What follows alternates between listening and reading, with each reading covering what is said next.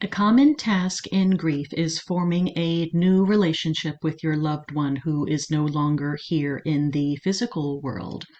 And moving through grief doesn't mean getting over. We don't get over losing someone. We move forward, we move through grief, and we carry that grief always. It doesn't ever completely go away, but we don't get over people. The heaviness of the load that you carry lessens over time, but you may feel that it's always there, and that's okay. Some days it may feel like pulling a Mack truck. Other days it might feel like an inchworm crawling on your shoulder. Every day is going to feel a little bit different. But it does involve a process of letting go. And that doesn't mean letting go of the person you love.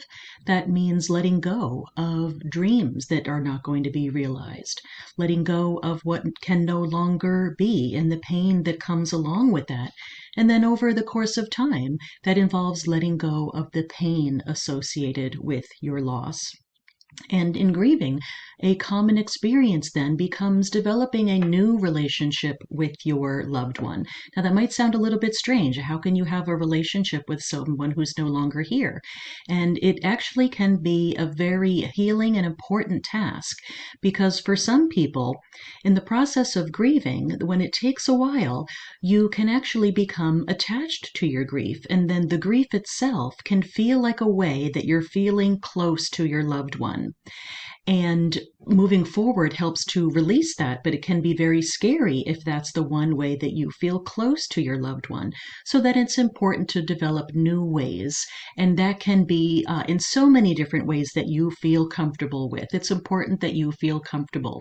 So you can talk to your loved one and know that's not crazy. You can share funny stories with people and keep the memory alive. You can hold out your hand and imagine a squeeze from your loved one. You can take on a favorite characteristic or hobby of your loved one. You can visit places that you used to go together and feel connected to your loved one. So many different ways to develop a different type of closeness rather than being attached to the grief itself. And it's important to remember that love doesn't die. Love is energy, and it doesn't disappear. It takes on a different form, but it doesn't disappear. So when you're grieving, it's important to release the grief over time, and one way to release the attachment to the grief is to develop a new relationship.